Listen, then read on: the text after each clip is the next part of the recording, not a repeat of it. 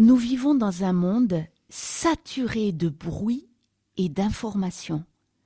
À tout moment, nous sommes happés à l'extérieur de nous-mêmes.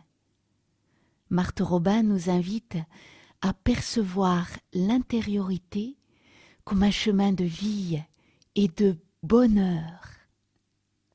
Un jour, un journaliste d'une grande revue était venu la trouver. Il s'attendait à rencontrer une personne un peu bizarre, une femme paralysée qui mangeait pas, qui vivait dans l'obscurité, qui portait les stigmates chaque vendredi. Sa tête était remplie de telles pensées. Au moment où il arrivait à la ferme de La Plaine, là où vivait Marthe Robin. Il entre dans sa chambre, il s'assied, et quelle n'est pas sa surprise d'entendre une petite voix joyeuse lui dire « Et dire qu'au ciel, la vie sera encore plus belle ». Cette phrase l'a comme interloqué et presque déstabilisé. Cette phrase lui a fait toucher du doigt une réalité profonde.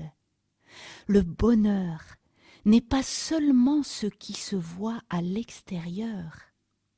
Il y a en nous une intensité de vie qui dépasse ce que nous pouvons percevoir.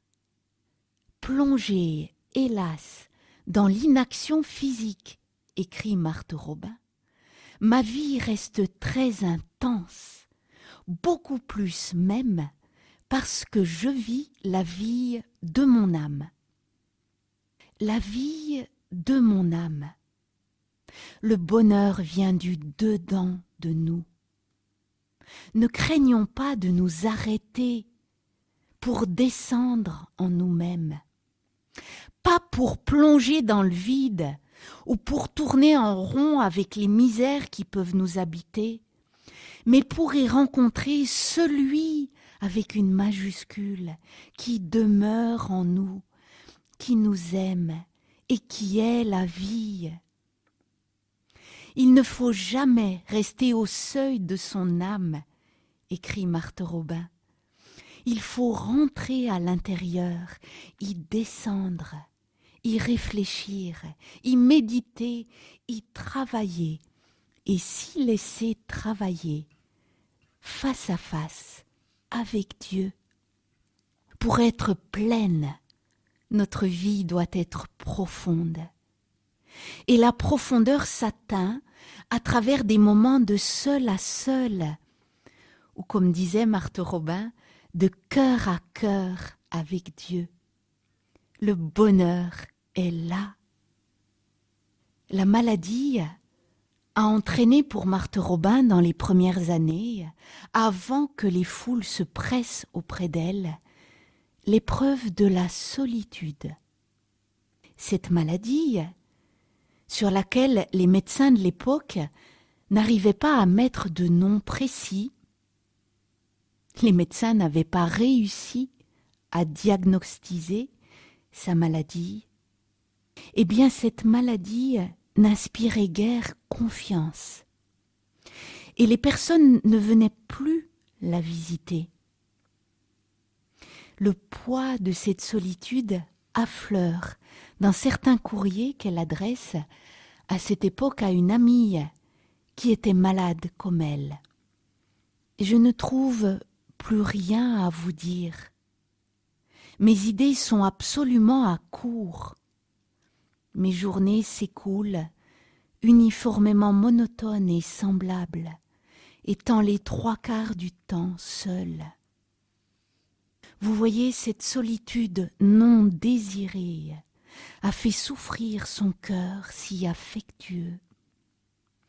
Alors, Marthe Robin lit, et dans un carnet, selon son habitude, elle recopie des phrases qui l'aident.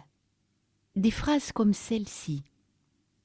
L'homme de Dieu, c'est-à-dire le chrétien, aime la solitude, et là, sous le regard de Dieu, il vit dans le recueillement en sa divine présence.